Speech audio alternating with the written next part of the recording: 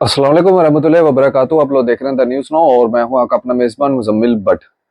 नाज़रीन इकराम, इस समय हम आपको मॉर्निंग अपडेट देते हैं और इस मॉर्निंग अपडेट के अंदर हम सारी सियासी हलचल और जम्मू कश्मीर के अंदर जो गतिविधियां चल रही हैं उसके बारे में जो है वो अवगत करवाते हैं और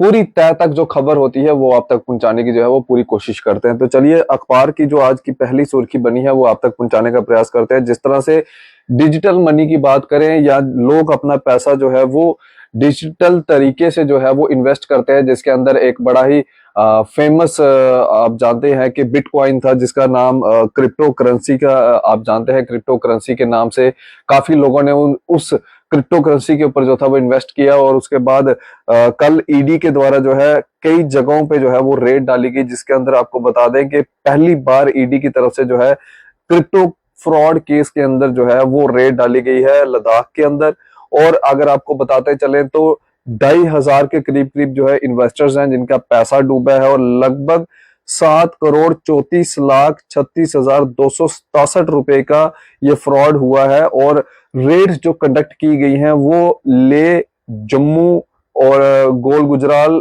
एरिया के अंदर और हरियाणा के अंदर जो है ये रेड्स जो है वो कंडक्ट की गई हैं। तो आप अंदाजा लगा सकते हैं कि कितने बड़े पैमाने पे जो है क्रिप्टो करेंसी के हवाले से जो है लोगों के साथ फ्रॉड किया गया। ईडी की तरफ से जो है पहली बार कार्रवाई जो है वो देखने को मिली और ये कार्रवाई जो है वो ले, जम्मू, गोल गुजराल और हरियाणा के इलाकों के अंदर जो है देखने को मिली। देखिए, मैं बड़ी बार एक चीज कहता हूं, मैंने कल भी आपको एक खबर बताई जिसके अंदर मैंने आपको ये बताया साफ तौर के ऊपर कि किस तरह से डिजिटल तरीके से जो है एक दुकानदार ने जो है वो पेमेंट ली और उस पेमेंट लेने के बाद ठीक 1 महीने के बाद उसका अकाउंट को जो है वो फ्रीज कर दिया गया। आप जानते हैं इस समय ये जो जमाना चल रहा है ये बिल्कुल डिजिटल जमाना है और इस डिजिटल जमाने के अंदर आप पता भी नहीं लगा सकते कि आखिरकार वो पेमेंट वो शख्स जो है वो कहाँ से कर रहा है, कौन से खाते से कर रहा है, क्या कर रहा है, वो आप नहीं पता लगा सकते। वो सिर्फ और सिर्फ साइबर सेल ही जो है उसका पता लगा सकती है। तो कल वो शख्स भी परेशान हुआ था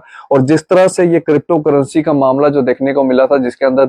मुल्क भर से जो है कई इन्वेस्टर्स के जो है वो पैसे डूबे और उसके बाद कई इन्वेस्टर्स जो थे उनके अंदर निराशा थी और ईडी की तरफ से कल एक बड़ी कार्रवाई की गई जिसके अंदर पहली बार ईडी की तरफ से जो है वो रेड डाली गई लद्दाख के अंदर क्रिप्टो फ्रॉड केस के अंदर। 2,500 के करीब करीब इन्वेस्टर्स के जो है इसमें पैसे डूबे हैं और इसके अंदर लगभग अगर पैसों की कीमत की अगर बात करें तो 7,34,36,267 रुपए जो है इस क्रिप्टो करेंसी फ्रॉड केस के अंदर जो है वो 2,500 के करीब करीब जो इन्वेस्टर्स हैं उनका ये पैसा डूबा है। रेड जो कंडक्ट की गई है वो ले, जम्मू, गोल गुजराल और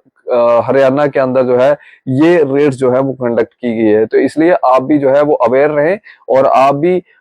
जब भी कोई पैसा इन्वेस्ट करते हैं पहले उसकी सर्टिफिकेशन और कई ऐसी चीजें जो है पहले देख लीजिए, उसके बाद ही जो है वो पैसा आप इस अपना जो है वो इन्वेस्ट कीजिए। इसके बाद हम बात करेंगे थोड़ी सी सियासी हलचल की, जिसके अंदर मनरेगा को लेके जो है ऑपोजिशन ने जो है सेंट्रल गवर्नमेंट के ऊपर जो है वो शिकंजा कसा और ये कहा है कि सेंट्रल गवर्नमेंट जो मनरेगा के रूल्स हैं उसको वायलेट कर रही है और अभी तक 3 साल से जो काम करवाए गए हैं मनरेगा के एम्प्लॉयज के द्वारा उनकी जो पेमेंट्स हैं, उनकी जो वेजेस हैं वो क्लियर नहीं की जा रही। ये अपोजिशन का कहना है। सेंट्रल गवर्नमेंट के ऊपर तंज कसते हुए उन्होंने साफ तौर के ऊपर ये बड़ी बातें जो है उन्होंने कही हैं। मैं आपको बता दूं, मनरेगा जो एक स्कीम निकाली गई थी उस स्कीम के तहत छोटे छोटे काम जो थे वो गली मोहल्लों के अंदर जो थे वो करवाए जाते थे। 3 साल हो चुके हैं और इन मनरेगा के एम्प्लॉयज को जो है अभी तक इनकी क्लियर वेजेस जो है वो नहीं दी गई है। तो अपोजिशन ने सेंट्रल गवर्नमेंट को अब मनरेगा के ऊपर घेरना जो है वो शुरू कर दिया है। इसके बाद अगली खबर की ओर रुख करें तो जिस तरह से मैंने आपको कल भी बताया कि पुलिस के हवाले से जो है कल बस स्टैंड के अंदर जो है एक पोस्टर जारी किया गया। हिजबुल मुजाहिदीन का ये जो है वो आतंकवादी बताया जा रहा है और बस स्टैंड जम्मू के अंदर जो है 2019 के अंदर एक मिस्टीरियस ब्लास्ट होता है जिसके अंदर 3 से 4 लोग जो है वो मारे जाते हैं और कई लोग जो है वो जख्मी होते हैं, जिसके अंदर इस आतंकी का जो है वो हाथ होता है और उस समय इसको जो है वो अरेस्ट किया जाता है, लेकिन नाबालिग होने के कारण ये आतंकवादी जो है वो बेल के ऊपर जो है वो छूट जाता है और आज अपने घर से जो है फरार है। इस समय 15 अगस्त भी है और पुलिस जो है इस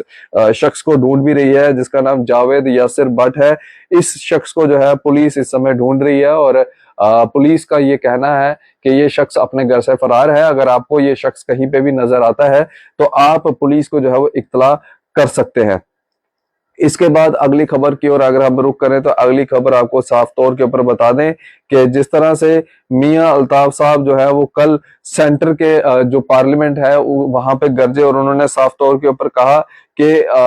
जो इस समय हॉस्पिटल्स की जो व्यवस्था बनी है पूरे जम्मू कश्मीर के अंदर उसकी तरफ जो है वो सरकार जो है वो तवज्जो नहीं दे रही। सरकार को जो है उन चीजों की तरफ जो है वो तवज्जो देनी चाहिए ताकि वहाँ की जो मेडिकल फैसिलिटीज हैं उसको जो है वो ठीक किया जा सके, अच्छा किया जा सके। और उनको उन्होंने साफ तौर पे एक चीज और कही कि जो यहाँ पे गोरख धंधा जो डुप्लीकेट दवाइयों का चल रहा है उस डुप्लीकेट दवाइयों के ऊपर जो है वो सरकार फेल हुई है नकेल कसने में और सरकार को जो है डुप्लीकेट दवाइयों के ऊपर जो है वो अपना शिकंजा जो है वो कसना चाहिए ताकि लोगों को जो है वो सही दवाई जो है वो मुहैया हो सके, ना कि डुप्लीकेट दवाई जो है वो मुहैया हो सके। फिलहाल ये अखबार की सुर्खियां जो थी वो आप तक पहुंचाने का प्रयास कर रहे थे। अपनी राय इस वीडियो को कमेंट सेक्शन में जरूर रखिएगा। आप इसी तरह से बने द न्यूज़ नाउ के साथ मुझे दीजिए इजाजत। आदाब, अस्सलाम वालेकुम।